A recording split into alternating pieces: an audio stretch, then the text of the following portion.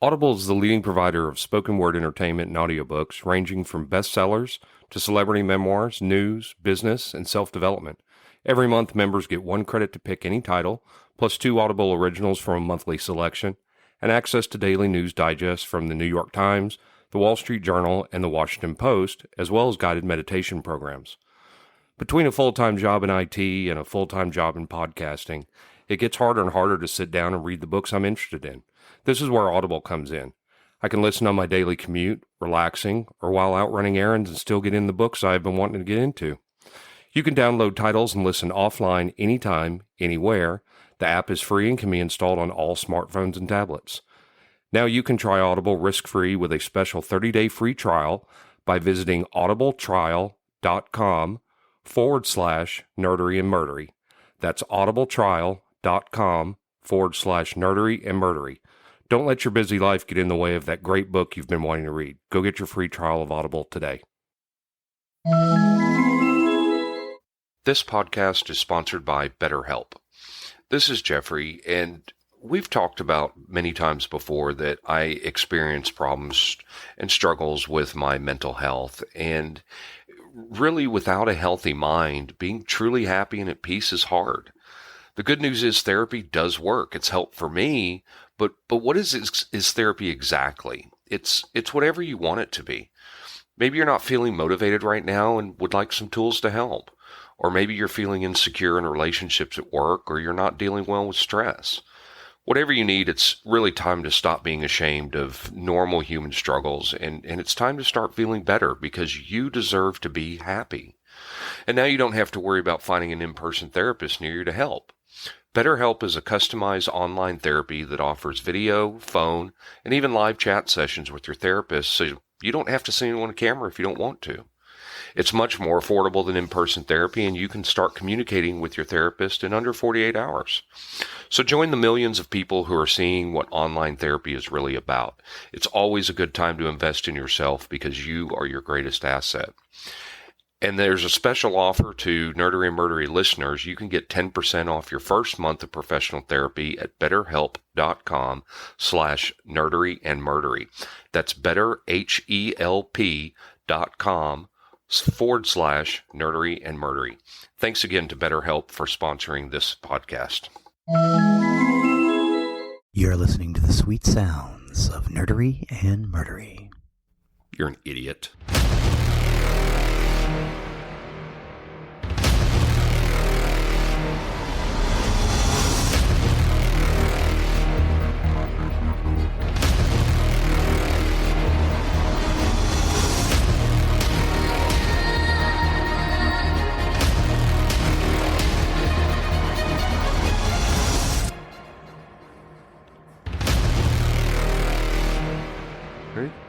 All right. Welcome to episode 23 of Nerdery and Murdery, our post-Halloween episode. Post-Halloween. This episode drops on November 7th. I am Zig with your nerdery. And I'm Geoffrey with your murdery. Wow, I can't even pronounce my own damn name. Geoffrey? Jeffrey! I've only been saying it for years. I think I should be able to say it. So thanks for the Halloween episode. A lot of fun. That was fun. I wanted to tell you, since our last recordings, I did go. I was going back and listening to the Factory Records episode, which was a blast. Oh, yeah, I love that. I have to tell you, it's a great story. Well, it really was. I learned so much about it. But it did make me go and watch a live New Order concert, and that was a blast to watch. Really, really, really enjoyed that. I did go back and listen to several Happy Monday songs. I knew nothing of them. Really? You did not step on? You didn't? Nope. Not even the opening? Nope. Didn't know anything. So I gave that a shot. But yeah, okay. that episode was so good. I've talked about that one with people because I just found it fascinating and really, really good. Great job on that. Well, thank you, sir. I also want to tell you that since we've recorded last, I've gone and we have watched multiple episodes of Leverage. The new one, yes. The Redemption. Yes. And the first thing I want to say is that you are a dirty, filthy liar. There are so many commercials during this. There's not just 3. There are a ton, but I don't care. Yeah, right on. Yeah. They're short. Maybe that's what I was thinking. Yeah, they're not too bad. I think 2 minutes, 2, maybe 3 minutes is the max, but it's a ton of fun. I have some things that I had about it. The episode we just finished was the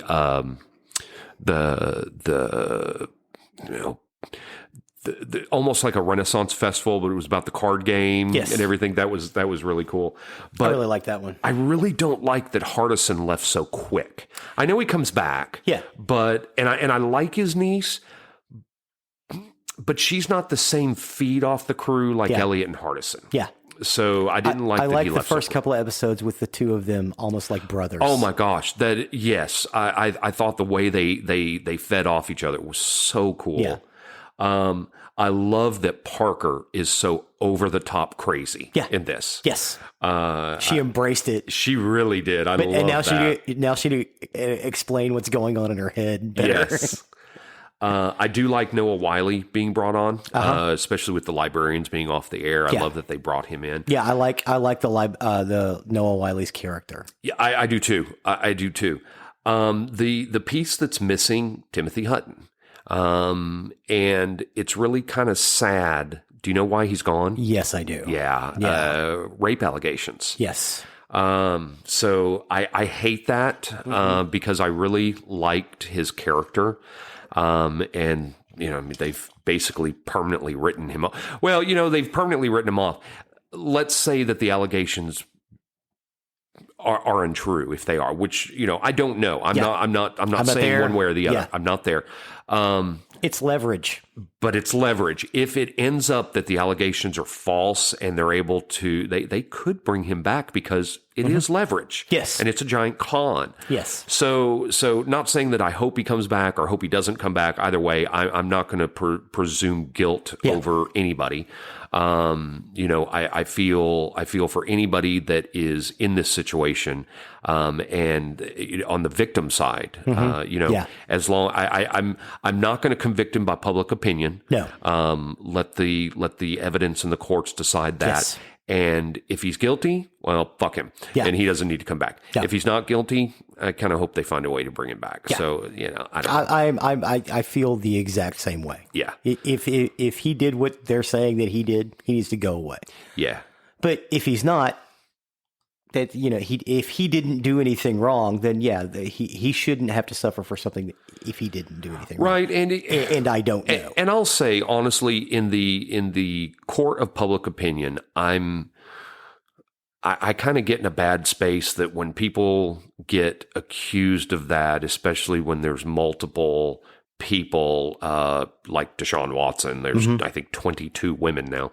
I tend to think, I think they're kind of guilty. It's the Harvey Weinstein. Oh, Harvey Weinstein, absolutely. The one that has not, it hasn't even gone to trial yet, as far as I know, but I've already convicted him in my mind is, what's his name from that 70s show?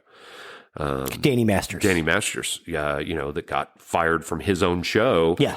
Because of that kind of stuff. And, that's the culture we're in. Again, I'm not professing guilty or innocence. I just know in my mind kind of where I go with that. So, right on.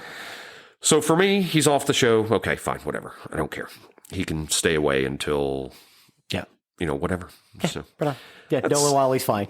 Yeah, I really like the character. Fine. Yeah. I do too. So off my political grandstand on That's that. okay.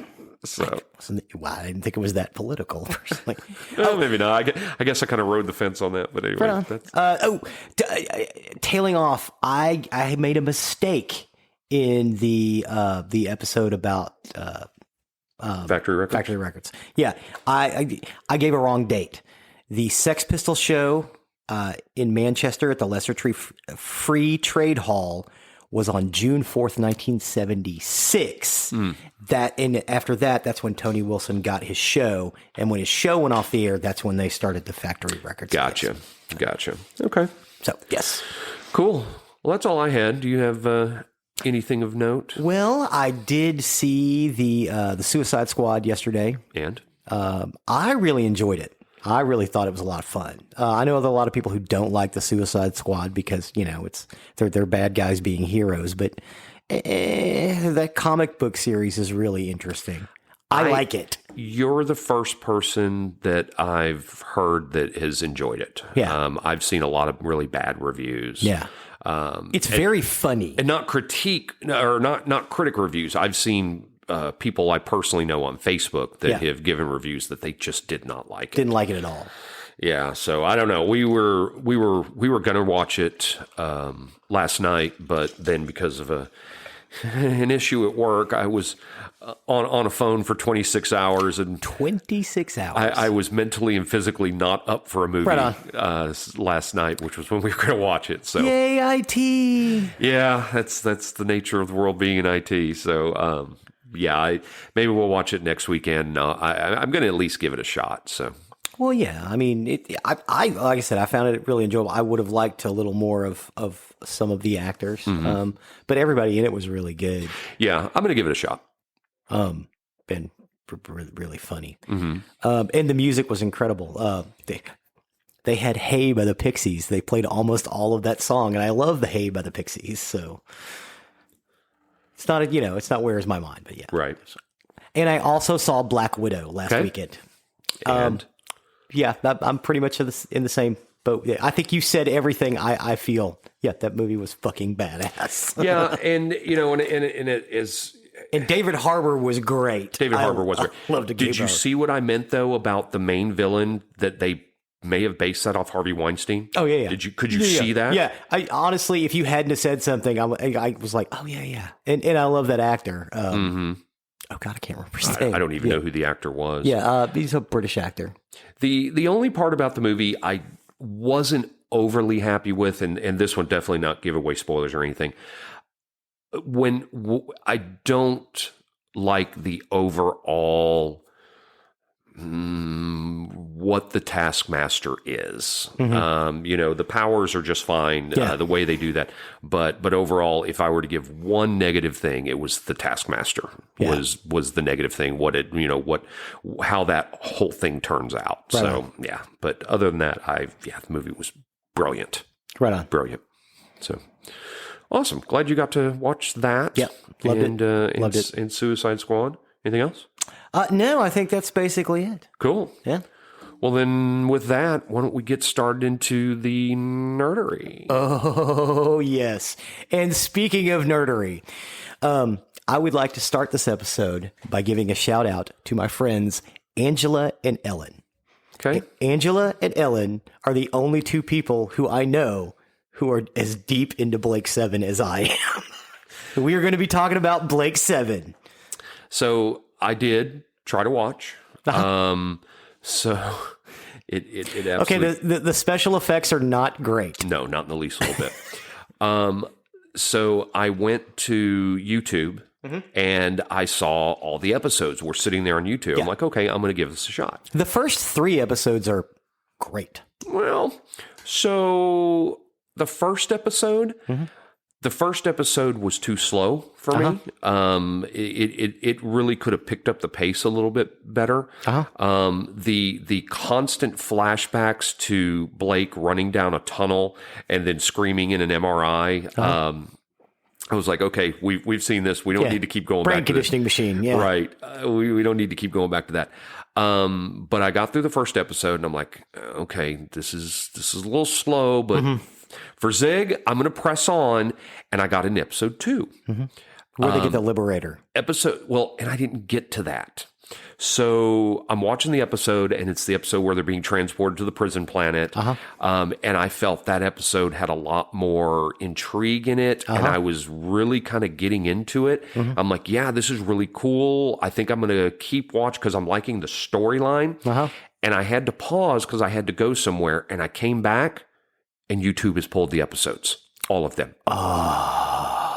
And I was like, are you kidding me? Oh, no. So I got a whole episode and a half in, and that's all I had time for. But like I said, once we got to 2, I probably could have stayed with it for a while. Yeah. Yeah. Oh, yeah. Episode 2 is where at the end they get the Liberator. Episode 3 is where they go to Cygnus Alpha to get the rest of the crew to come with them. And that's how they end up with the 7. One of the 7 being the computer on the Liberator. Right. So that's where the stories, because it's basically the Dirty Dozen in space. That was the idea. So Blake 7 was a British science fiction television series produced by the BBC for BBC One. It was created by Terry Nation, who was the guy who created the Daleks. He also did another series called Survivors about a plague that wiped out most of society back in the 70s. It was really good. Blake 7 was broadcast for 4 seasons from 78 through 81, with a popularity sustained throughout its original broadcast run, and remains well regarded by fans and critics alike for its dark tone, moral ambiguity, and strong characterizations. Although some aspects of the wider British public recall it more for its low production values. Very definitely low production values. I know there's a bit where they will show the spaceship going through space, and it's going past revolving planets, which are obviously globes that someone is spinning. I will say that the special effects from Blake 7 is not something that's going to win awards anywhere. No, I will give you this. The costuming is phenomenal because there's leather on everybody's outfit, either leather or feathers. Yeah. And I hated in the first episode, the older guy who brings Blake 7 to the Resistance. I hated that he's gone so quick. Yeah, he gets killed very quickly. I know. I kind of wish he had stayed around as a character. Yeah, I kind of liked him too. And the lawyer who was trying to help him. Oh yeah. Because it was the dude got railroaded, and essentially that's what they do to everybody. Right. It's a negative portrayal of the Federation. Now, some of the backstory that you get later on, and they don't really talk about it in the series. There was a book that came out afterwards. Basically, what happened in the series Bible is Earth went out and colonized these planets. We figured out how to get faster than light travel, and we colonized all these planets. And then there was a nuclear war on Earth. Right. And then at the end of that nuclear war, a federation took over, which is authoritarian in nature. Right. Was that Earth they were on? Yes, in the beginning they were on Earth, and they're living in a biodome. Yeah.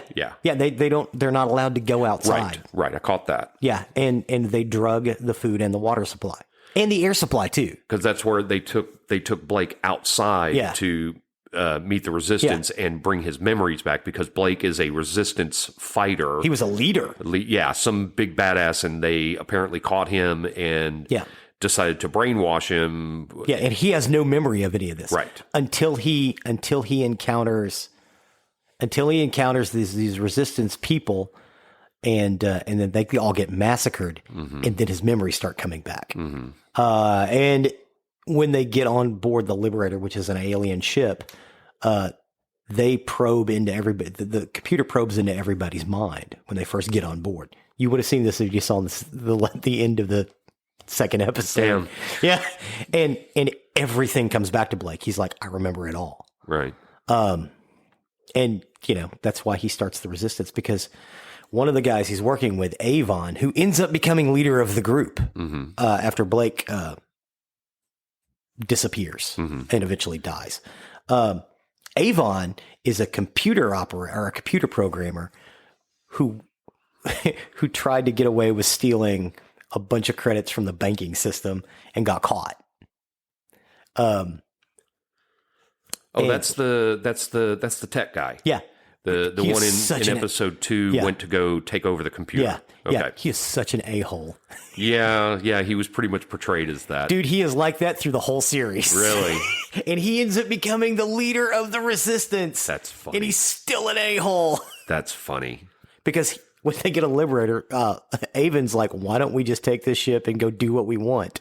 Because there's a room in the Liberator that is full of jewels and gold. He's like, well, you know what? We can just leave. We don't have to do this. And Blake ends up convincing him to stick around. Hey, we got through this. Stick around for this. Hey, stick around. And eventually, when Blake leaves, Avon takes over as the leader and runs the group and picks out targets. Why does Blake leave? I got to know. Gareth Thomas got tired of doing the role. Oh, okay. And they only were gonna do like 2 series, and then they commissioned a 3rd series, and he was like, or I say series, seasons. Gareth Thomas didn't want to do a third season. Okay. He eventually comes back. He's in an episode of the third season, and he's in an episode of the fourth season, but it's the final episode where he gets killed by Avon. And that was the most watched show in Britain for something like 30 years. Wow. Yeah, it was like the MASH final episode. Wow. Here. Wow. Yeah. So yeah, Blake Seven had several reincarnations following the end of its final season, mostly their audio plays and books and things like that. They keep talking about bringing it back or redoing it, and they'll do something similar, but a lot of the dark undertones, the people picked up later on. You'll see some of their stuff in, like, Babylon 5 and Star Trek Deep Space Nine. Some of these darker undertones were more prevalent because of Blake Seven, because it was like, okay, the idea was, okay, so we've got Star Trek, because they had Star Trek at the time. It's like, we got this bright, shiny Federation. What if we make this Federation bad guys? And what if we make these guys resistance fighters? So, not so much black and white like Star Wars. It's everything in that series is shades of gray, because these people are criminals. Right. Some of them real criminals. Gan, the big guy, he ended up killing a guy with his bare hands. Right. That's why he got thrown in. Jenna is a smuggler. Right. Villa is a thief. And Avon is a hacker. Right. And of course Blake is a political leader. So well, and as you talk about them bringing it back or whatnot, especially since these are some of the same people that did Doctor Who, I'd love for the group who does Doctor Who to do a new version of this, because I'd like to see it.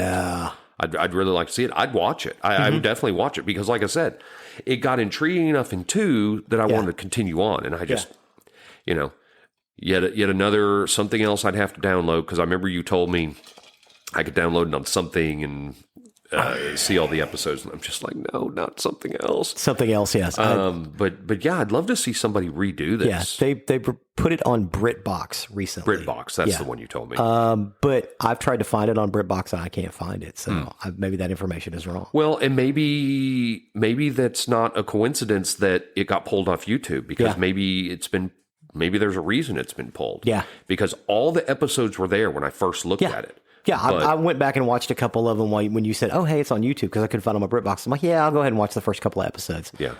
I didn't watch 3, but it's the second episodes where they get the Liberator, which is an alien. Yeah. So I'll give you kind of an update. So that prison ship that they were on, of course, they tried to take it over and then got put in what is essentially solitary confinement. And then they bring that ship alongside. They hear, or because they're in the prison ship is in the middle of a battle. They detected a battle, right? Because they've detected a battle and they're getting hit. Yeah, and they're not supposed to be in this battle, and they're taking hits. Yeah, right. So they run along one of the ships that looks to be abandoned, and they hook up a tether to it so they can go across like an airlock. Right. So they go across to the ship and they send a couple people over and they get killed and they can't figure out why. So they send the prisoners who just try to take over. And when they get on, what it was the computer that was convincing them to kill themselves. Wow. As a defense mechanism. Yeah. The problem was when it tried to read Blake, it found out that his mind had been changed. So he was able to basically turn it off. That's cool. Yeah. And once that happened, the computer, because there was nobody else on the ship, the computer decided to go ahead and ally itself with them because it's sentient. Right. His name is Zen, the computer. Zen. And it's basically a big 1970s sort of tan circle with little lights in it. It is very 1970s. All the special, Yeah. the special effects seem even bad for the 70s. Yeah. I mean, if you want to talk about that, Buck Rogers in the 25th Century came out in the 70s, and the special effects in that were way better. Yeah. Yeah. This is the same period of time, late 70s, early 80s. Yeah. 'Cause this went from 78 Buck to Rogers 81. was way better on. Yeah. I mean, even that was still cheesy, but Yeah. the special effects were definitely better. I will say this. I do like some of the ship designs. I wish they could have been executed a little better. I love the prison ship. I thought it was a great design. That looks like a utilitarian ship. The Liberator itself looks alien. I've got a picture of it up too. It's really pretty. They made some models of it and things. I think Corgi, the company that makes little metal model cars, made a Liberator model. They did. That's how I knew about some of the Blake 7 stuff was from those toys. Same company did the metal stuff for Space 1999. Yes, they did. Yeah. Yes, which is another show we really do need to talk about. Yeah. That and UFO, because they were connected. I'm not familiar with UFO, but that's UFO? fine. Yeah, right. I understand UFO. I'm just not Well, familiar the with British it. call it UFO. Well, I mean, add another one in there. We need to do Buck Rogers. We do need to do Buck Rogers, especially with the what are they? The they're not Star Furies. That's from Babylon 5. The fighters that they use, the Star. They were just starfighters. I think Earth starfighters. I'm not sure. I'll go ahead, continue. I'll look that But up. again, beautiful design. Agreed. I love those things. Yeah, I liked all of the designs from back then. And everybody was trying to work good with the designs, especially with, like Blake 7. Blake 7 was interesting because they would kill off main characters. Matter of fact, half of the original cast, actually all but 2 of the original cast was killed. And then they got other people to replace them. Interesting. I never knew this. So we've always just known them as starfighters. They actually had a name, Thunderfighter. Thunderfighter? Never knew that. That's interesting. I never, ever knew they were called Thunderfighters. Huh. Thunderfighters. Yeah, that's good. That's good to know. Yeah, well, you know what? I need to put that in my notes. Yeah. Well, except we told it here already. So yeah, I know, but when we do the Blake 7... who's going to remember? Yeah. Hell, sometimes I don't even remember. No, I don't. Yep. So they deal a lot with post-apocalyptic societies, several, including Duel, the episode Duel, Deliverance, and City on the Edge of the World, and Terminal. Basically, it's an episode where there's this backward society. They're not human, but they look human because they couldn't afford makeup. Right. And they're rural, but there's this city, and everybody thinks there's this great treasure there, and these renegades capture Villa to see if he can't open up this door that's got a force field and it's like a safe and something. So he spends hours and hours and hours working on getting this door open. And it turns out what it is it's like a Stargate going to another planet where the people can go. That was the big prize. So, and all the people start showing up and going through it. And of course, the Blake 7 guys end up killing the bad guys and helping the people out. What is interesting is I think the bad character is called Babin Bill. He was the 7th Doctor. No, the 6th Doctor, Colin Baker. Oh, okay. He did this right before he became Doctor Who. Gotcha. Okay. Yeah, he did this episode of Blake 7. But yeah, and a lot of Doctor Who people ended up doing Blake 7 because it was also being made at the BBC. Sure. Sometimes on the same soundstage. It looked.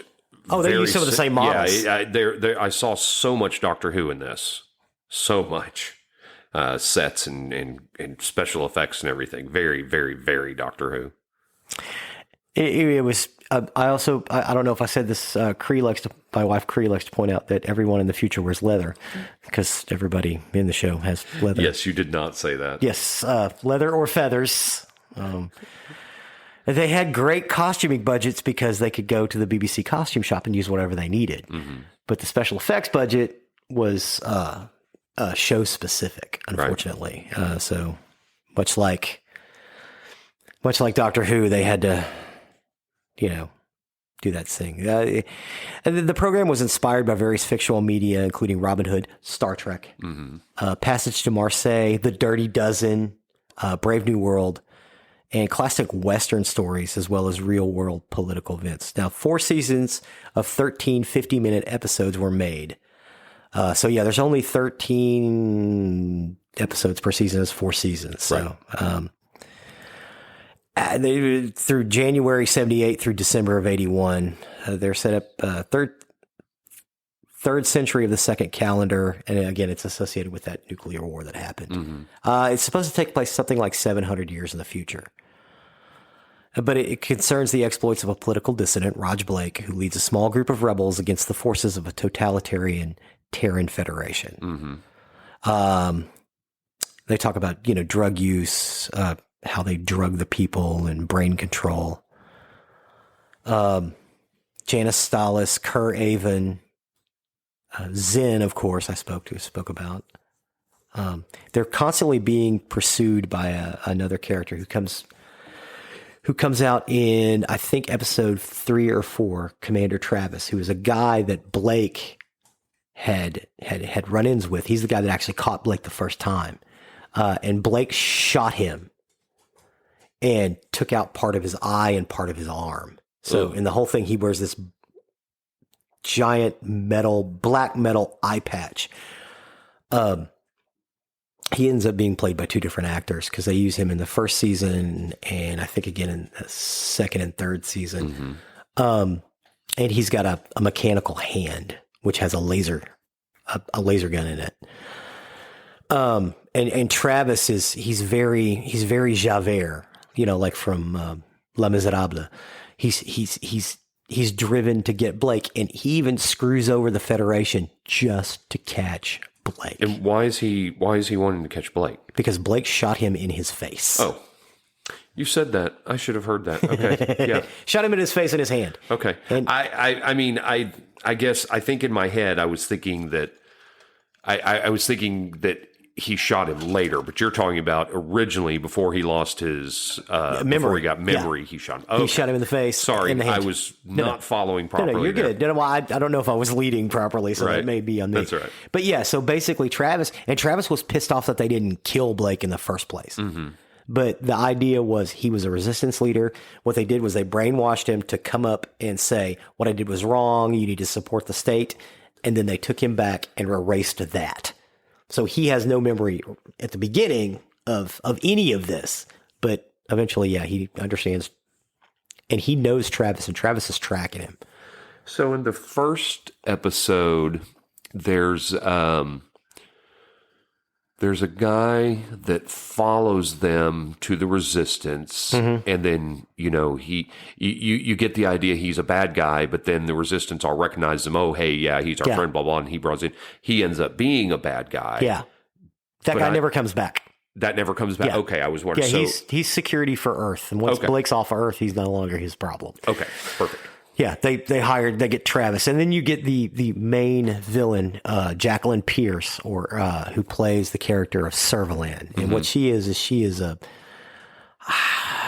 she's like a military dictator almost, almost like she runs a security detail that goes and looks for these things, but she controls fleets. She ends up becoming the president of the Federation at one point.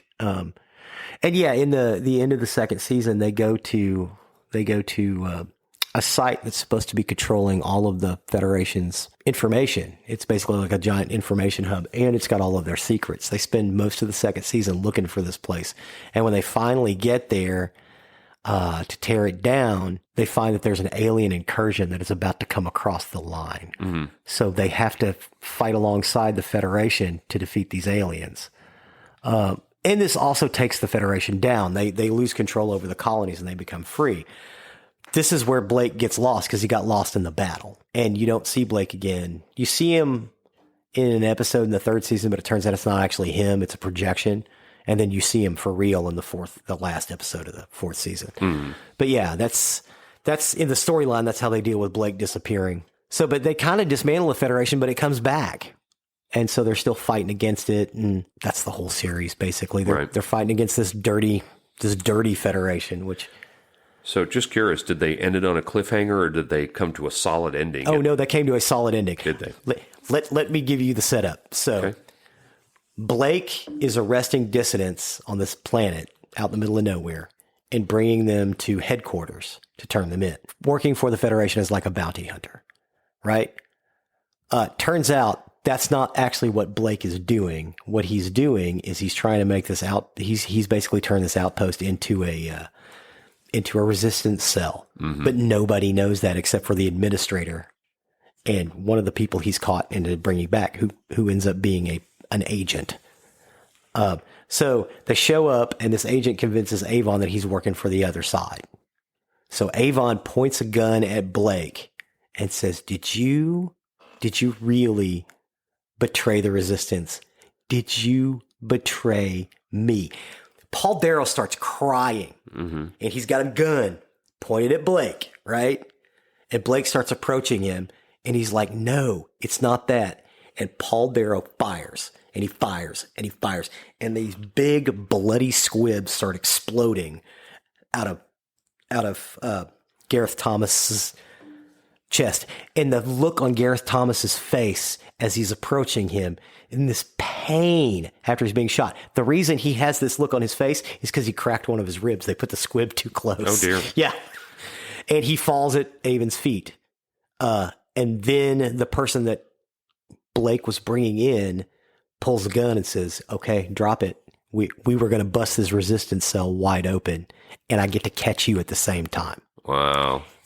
Every single one of the Blake 7 people gets shot, except for Avon, who's standing in the middle of the room with a gun up like this, with his hands up and the gun pointing straight at the ceiling. Right. He steps over Blake, brings the gun down, puts his hand on top of it. It goes to black and a star pattern, and all you hear is gunfire. Wow. That's how the series ended. Wow. Very definitive ending. Yes, it was. Wow. Yeah, everybody got shot. Well, I mean, like I said, I was interested enough after watching the first episode and a half. Yeah.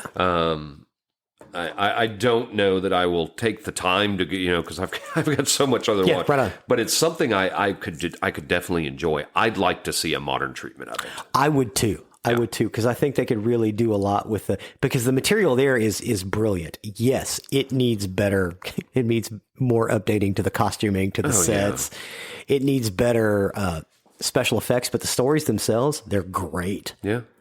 There's one called Shadow, I think is what it's called. And it deals with a sentient plant life form that is also a very, very addicting drug. Well, good. I mean, it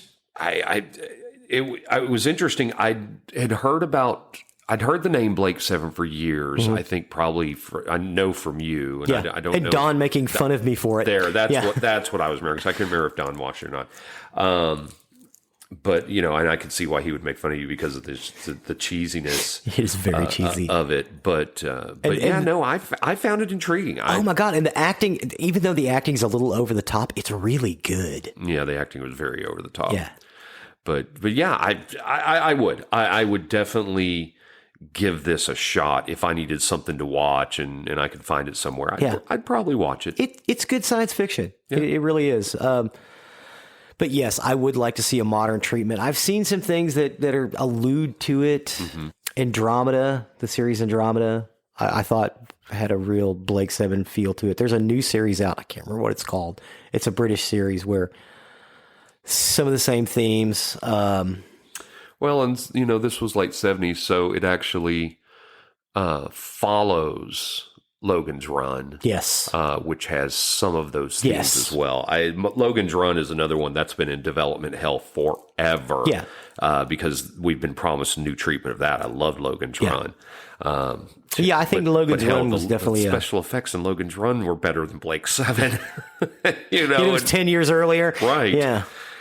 So, but yeah, no, I appreciate you wanting to talk about that one because I enjoyed what I watched. Yeah. If you can get out there and see it, again, I think BritBox has a copy, and maybe you could check it out on YouTube. I hope you can't on YouTube anymore. You can see the first episode. You can see the first episode. That's it. Yeah. Yep. But yeah, it's about authoritarianism. It's about and so much more. It's just brilliant. I loved it.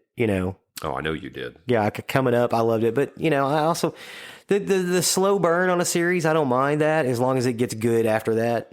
I'm the same. I don't mind a slow burn. But Blake Seven you can't get anything past the first episode. I don't know about BritBox. So unfortunately, I don't think a whole lot of people are going to be able to see it unless we get a modern treatment. Yeah. I do. I really, really want a modern treatment because, especially what they did with Battlestar Galactica and things of that nature. It's brilliant. It is very British. Yeah, I will say that it is very, very British. Oh yeah, without a doubt. Very British. Without a doubt. Well, thanks. Well, you're welcome. Thanks for bringing that one to us. Thank you, sir. With that, then we'll move over to the murdery side of the house. Murder. So I've for this episode, I got information off the Arizona Memory Project, Wikipedia, AZ Family, AZ Central, the Valley 101 podcast, Murderpedia, Encyclopedia.com. Winnie Ruth Judd, The Trunk Murders by J. Dwight Dobkins and Robert J. Hendricks. And last but not least, I want to give a shout out to my bonus mom, who is a faithful weekly listener. Woohoo! She let me know about this story, so love you, Mom. Yes. For this, I'm going to be talking about Winnie Ruth Judd, The Trunk Murderess. The Trunk Murderess? The Trunk Murderess. Like in a car, trunk? No, like a trunk that you would put like a steamer clothes trunk. in. Okay, a steamer trunk, right. So Winnie Ruth McKinnell, she just went by Ruth. She was born on January 29th, 1905, to the Reverend H.J. McKinnell, who was a Methodist minister, and his wife, Carrie, in Oxford, Indiana. So, I put in there, here we are again, someone from Indiana who, spoilers, is a murderer. We don't have much to do up there. Is there something in the water in the Midwest?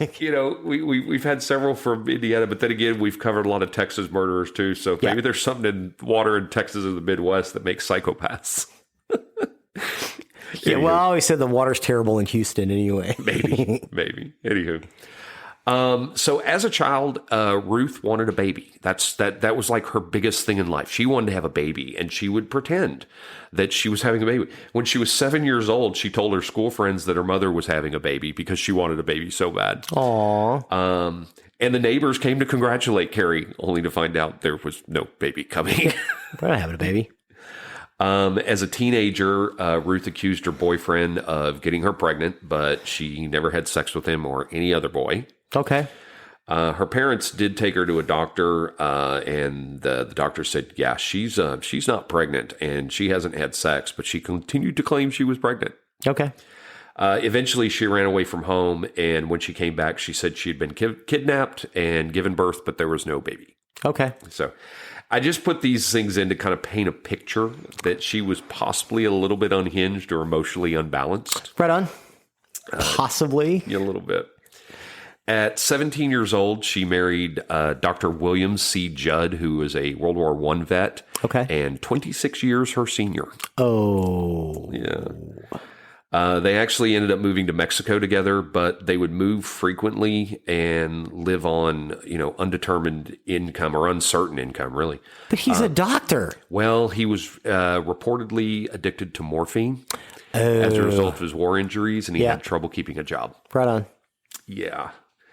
Their marriage was also further strained by Ruth's health problems. I did read a couple sites that said that she was frail and sickly, and that she might have even had a slight form of tuberculosis. Okay. Little TB. And the other thing that strained their marriage was his unwillingness to have children. Oh, no. And she's been wanting a baby since she was 7. Right, her whole life. She'd beg him to let her have a baby, but he insisted on some form of birth control. But she did quit the birth control without telling him, and she did get pregnant. Okay. He decided that she was not emotionally or physically able to have a child and performed an abortion on her. Wow. Yeah. She then fell into a very deep depression, and she did get pregnant a second time, but then she miscarried. Oh, So yeah, so she a lot of emotional damage for this woman. By 1930, Ruth had moved to Phoenix, Arizona, where she worked as a governess for a wealthy family. So Phoenix is actually pretty well known, or was well known, maybe it still is, for its relief of tuberculosis. Yeah. There's lots of people who make their move for health to Phoenix even today. because of the air, right? The dry air. Absolutely. My granny wanted to move there because of her allergies, and when they lived in Minnesota, it was just awful. And so she told my grandfather, we need to move to Phoenix. You got to figure this out. And that's when my grandfather got to transfer to Phoenix. Pahonix.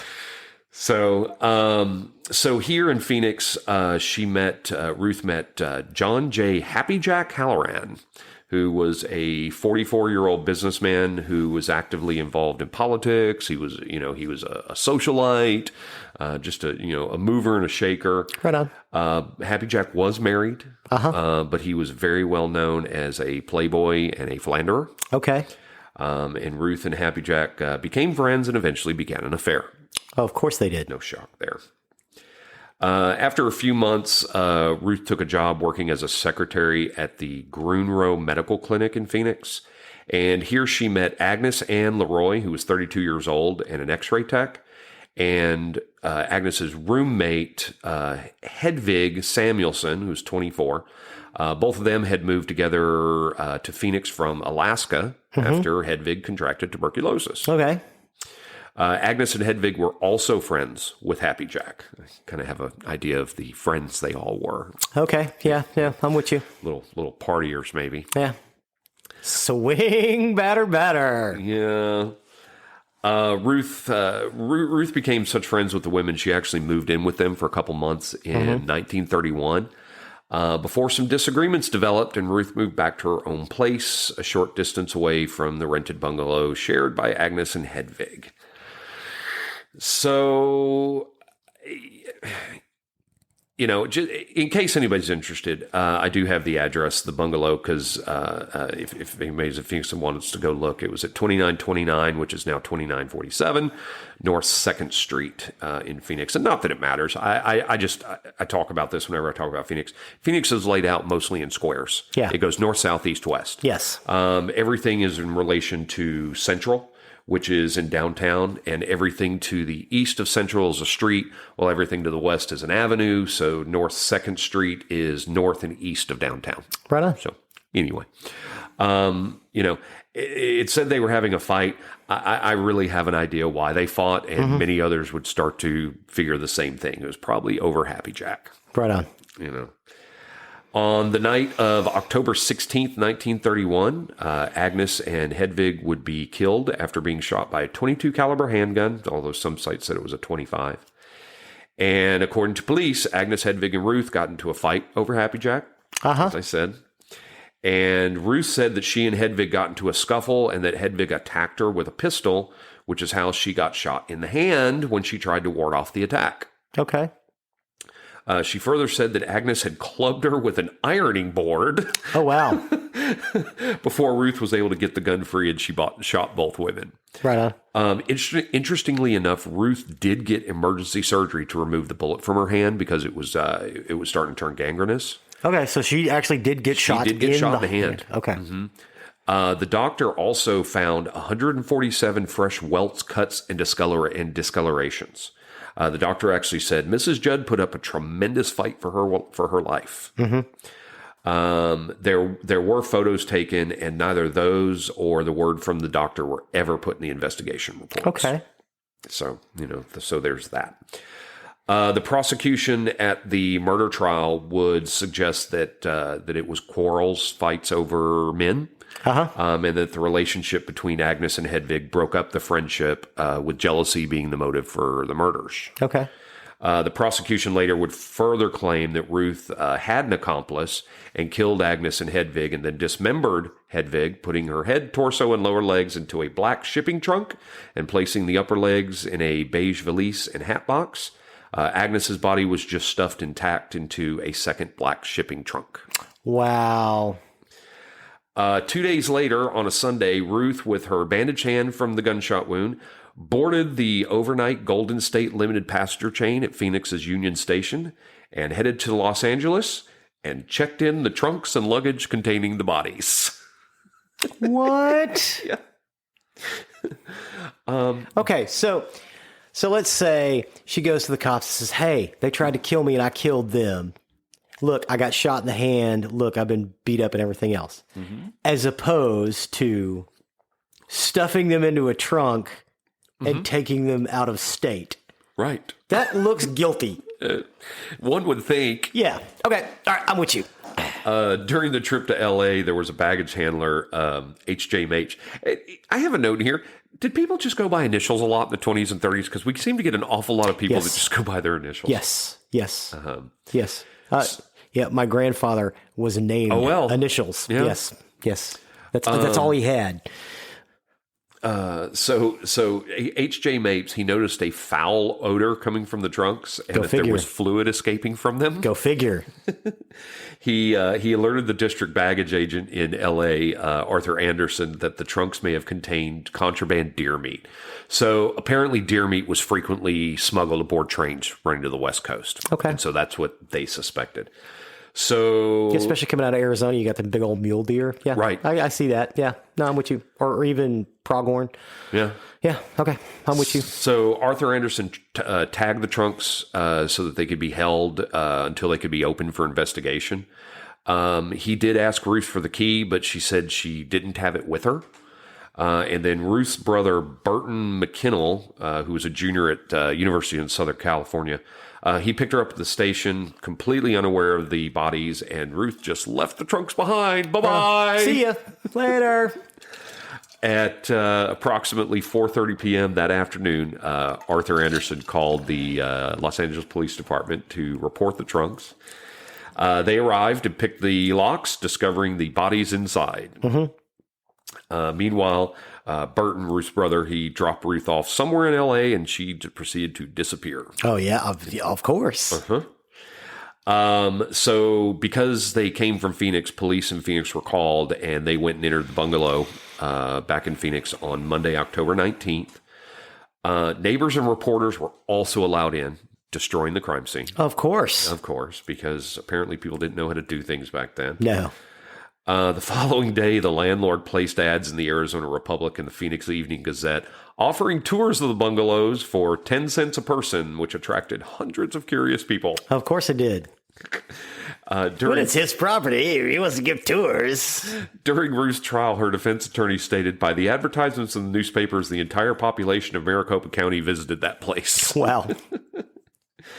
The police claimed that the victims were shot while asleep in their beds. Mm-hmm. The mattresses from the two beds, though, were missing the night the police entered. One was found later with no bloodstains on it, miles from the bungalow in a vacant lot, and the other one remained missing. No explanation was ever offered as to why one was found so far away and what became the other mattress. Yeah. How strange. Yep. So police are now looking for Ruth. Yeah. They know she's in L.A., and she hid for several days. Before surrendering to police, she hid out in a funeral home, which I think it was weird. There was really no information on why she hid in a funeral home or what she was doing for several days on the run, just that she was on the run.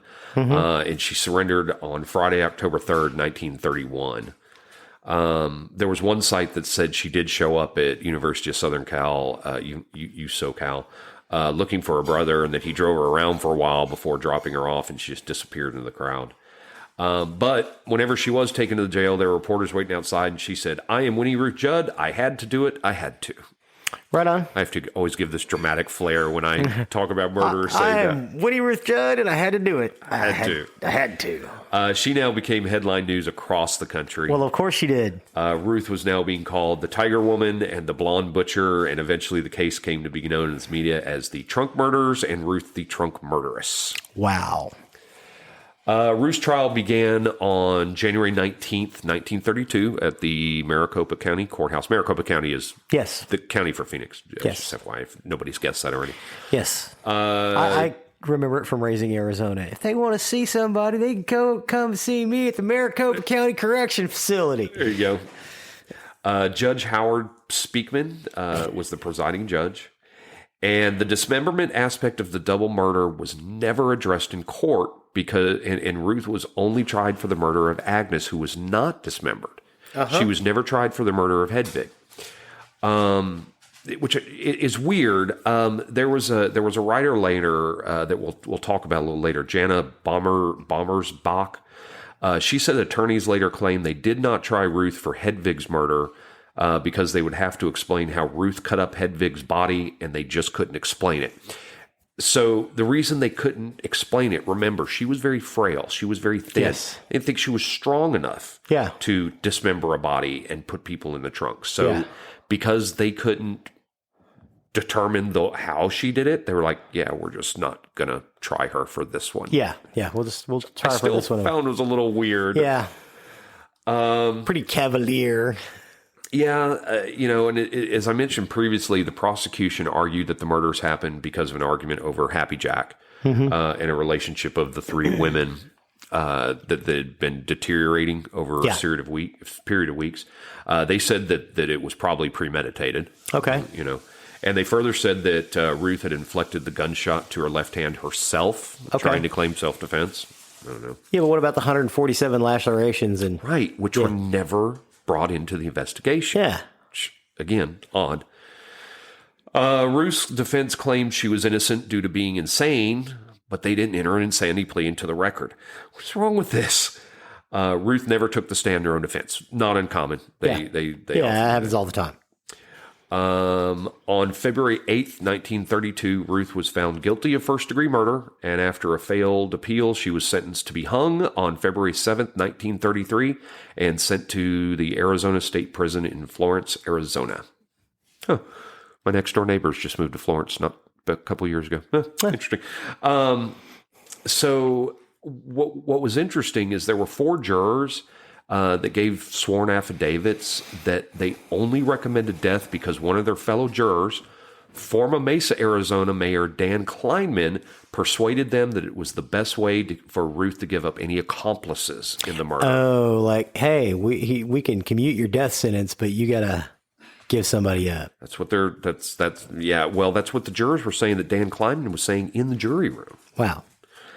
Ruth's lawyers also uncovered evidence that Dan Kleinman had made up his mind prior to being selected for the jury. And said he would vote to send her to the gallows if he was picked.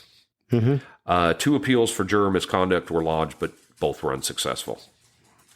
Ruth's death sentence eventually got overturned after a 10-day hearing in which she was found mentally incompetent, and she then got sent to the Arizona State Asylum for the Insane on April 24th, 1933. Okay. During Ruth's initial trial, her affair with Happy Jack was brought into evidence. And due to this, he actually became a suspect in the murders and was indicted by a grand jury as an accomplice on December 30th, 1932, following new testimony from Ruth. Okay. A preliminary hearing was held in mid-January 33 with Ruth as a star witness. Yeah. And her testimony lasted 3 days, during which she said, quote, "I'm going to be hanged for something Jack Halloran is responsible for. I was convicted of murder, but I shot in self-defense. Jack Halloran removed every bit of evidence. He is responsible for me going all through this. He is guilty of anything I am guilty of," unquote. Wow. Ruth testified that she had gone to the bungalow on an invitation to play bridge, and that a 4th woman had been invited, but she had already left. She said there was an argument about Ruth's introduction to Happy Jack to another woman, Lucy Moore, and that she killed Agnes and Hedvig in self-defense after they physically attacked her. She then met up with Happy Jack shortly after the killings and returned with him to the bungalow. She said after seeing the bodies, he went out to the garage, returned with a big heavy trunk, and told her not to tell anyone. Under cross-examination, Ruth admitted to repacking Hedvig's dismembered body in a trunk and other luggage 2 days after the murder. Happy Jack did not take a stand in his own defense. Okay. Again, that's very common. His attorney told the court that Ruth's testimony was nothing more than the story of an insane person, and argued that since Ruth had testified that the 2 women were killed in self-defense, there was in fact no crime committed, therefore Happy Jack could not be tried for anything. He then asked for the charges against his client to be dismissed, and on January 25th, 1933, Happy Jack was freed, with the judge saying the state's case was inconsistent and that trying him would be an idle gesture. Even though he was exonerated, Happy Jack then kind of fell out of favor in Phoenix. I'll bet. He lost his business associate and his social status. And then John J. Happy Jack Halloran would die pretty much alone in Tucson, Arizona in 1939. Okay. After Ruth's death sentence was overturned, like I said previously, she was in the Arizona State Asylum for the Insane, which was later renamed to the Arizona State Hospital, in Phoenix, which is the only mental institution in the state. Okay. But between 1933 and 1963, Ruth would escape 6 times. One site said it was 7. Wow. On December 24th, 1939, she escaped for 6 days and then returned on her own. On December 3rd... She's seen a vacation. I guess so. On December 3rd, 1939, she went missing for several days. I have two versions of this. One said she got on a bus to Yuma, Arizona, which is about 180 miles away. The other one said she walked along the old Southern Pacific Railroad tracks for 180 miles. Wow. She was caught by police and put in solitary confinement for 24 months. On May 11th, 1947, she escaped in broad daylight, but was picked up that night hiding on the grounds of a nearby resort. Okay. November 29th, 1951, she escaped for a few hours and police found her in Phoenix. Right on. February 2nd, 1952, she escaped for 5 days, staying at a friend's home and eventually turning herself in. November 23rd, 1952, she escaped for 2 days after Thanksgiving dinner and was found by police at the home of a friend. Right on. She went to go get some good food. Maybe. Her final escape was October 8th, 1963, and she actually used a key to the front door of the hospital that someone had given her. Well, she'd been there for 30 years. Well, just give a key to Ruth. She's fine. Well, on this time, she actually ended up in San Francisco, in the San Francisco Bay Area, and changed her name to Marion Kane. And there she became a live-in maid for a wealthy blind woman in a mansion that overlooked the bay. Oh, wow. And after 6 years in California, her identity was discovered. She was taken back to Arizona. In 69? On August 18th, 1969. Wow. So she got out for 6 years. Yeah. So she then hired an attorney from San Francisco, Melvin Belli, who in turn hired Larry DeBus to handle her case. Arizona's Governor Jack Williams at the time agreed to sign for Ruth's release as long as the meeting was kept quiet. Right on. And in the following days, however, Belli called a press conference calling for Ruth's immediate release, which forced DeBus to fire Belli. Yeah. Ruth was paroled and released on December 22nd, 1971, and in 1983, the state of Arizona issued her an absolute discharge, meaning she was no longer a parolee. Right on. She moved to Stockton, California, where at age 83, on October 23rd, 1998, she died exactly... Wow. Let me start that one over. Ruth moved to Stockton, California, where at age 83, on October 23rd, 1998, she died exactly 67 years to the day from her surrender to LAPD in 1931. Wow. Yeah. So I'd mentioned Jana Bommersbach earlier. She was a Phoenix-based journalist. She actually ended up revisiting the case in depth, and she actually got to interview Ruth for 3 days. Which, Ruth granted her the interview. Yeah. Jana published a series of articles in the Phoenix New Times, and later a book called The Trunk Murderess, the Winnie Ruth Judd. And Jana's investigation revealed a massive cover-up, including suppression of evidence, an inept courtroom defense, and a biased juror, of course, former Mesa Mayor Dan Kleinman, as we had talked about. She said that the police and prosecution were biased against Ruth, and Ruth believed that she was innocent, or that she believed that Ruth was innocent. She said the press created such an atmosphere of prejudice that Ruth could have not possibly gotten a fair trial. Yeah. And then there was also a cover-up which involved Happy Jack Halloran. Although he was indicted as an accessory to the crime, his identity was actually kept out of the trial in local papers because of his prominence in the community. So... I kind of think he got off because of his social status in the community. Yeah. I think he knew too many people. Yeah.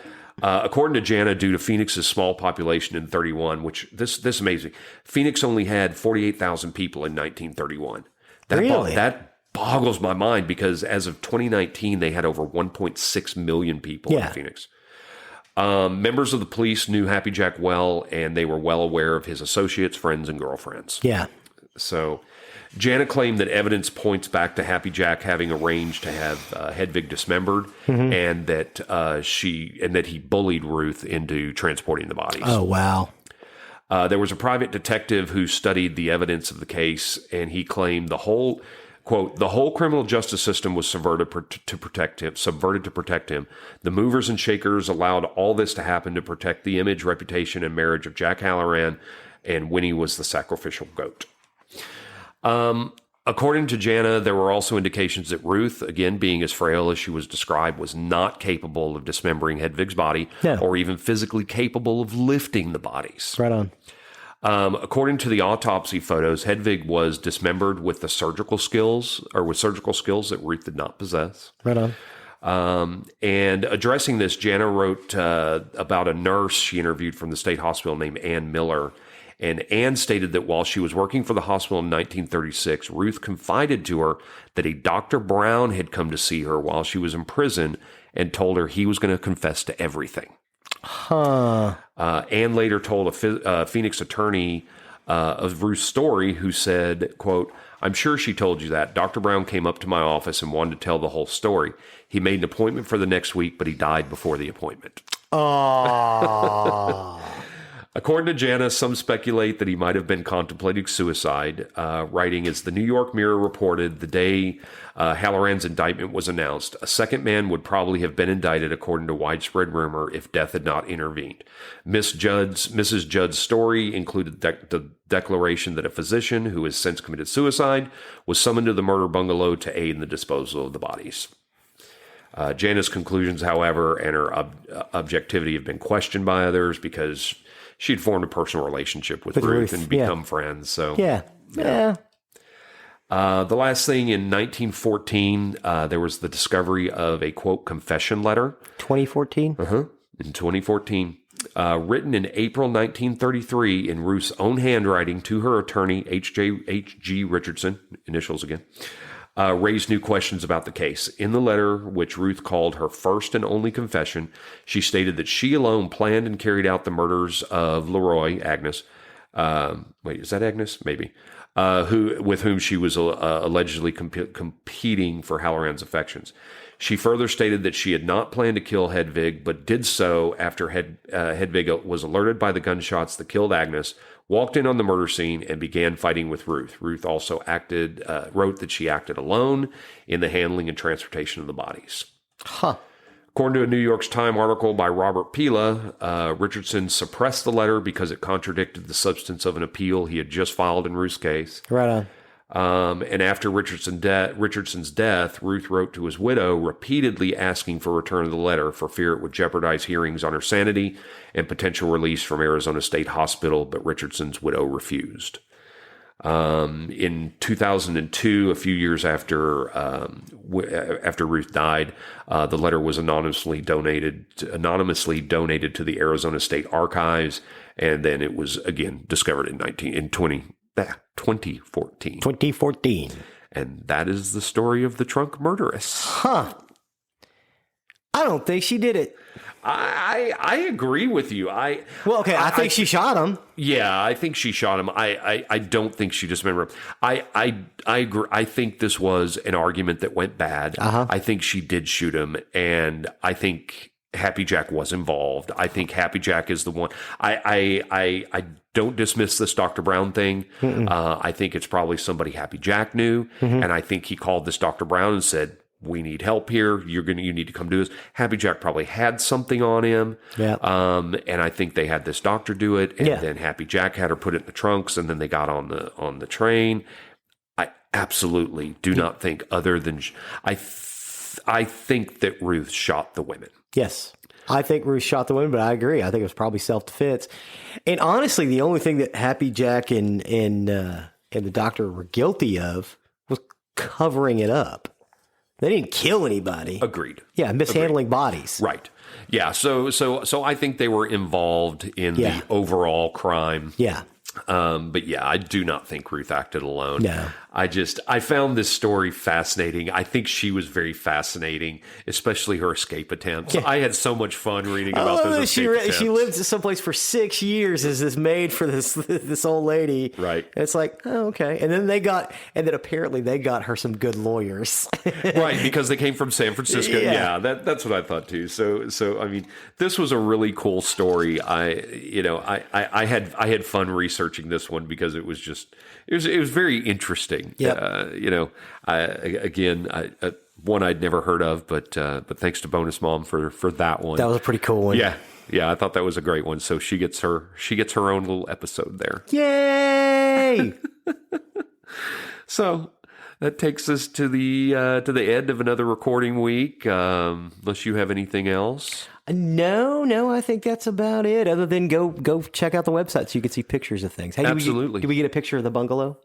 We do. Yes, I've got. So I'll tell you what I have pictures of. Nice. I have pictures of Winnie. I have pictures of the bungalow and Union Station from 2010.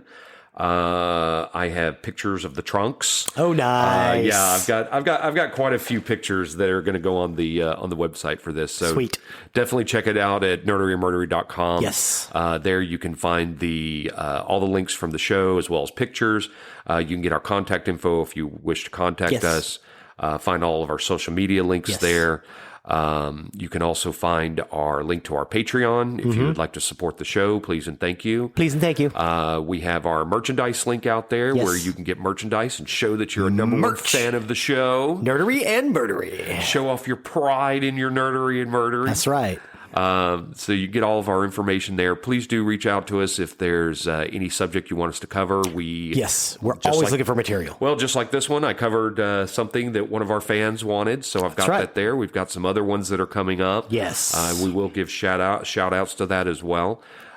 So yeah, please do reach out. We want to hear from you. We want to hear how you're enjoying the show, things you want to hear differently, because in the long run, we do this for you, our listeners. Yes, we do. So with that, I have been Zig with your nerdery. And I'm Geoffrey with your murdery.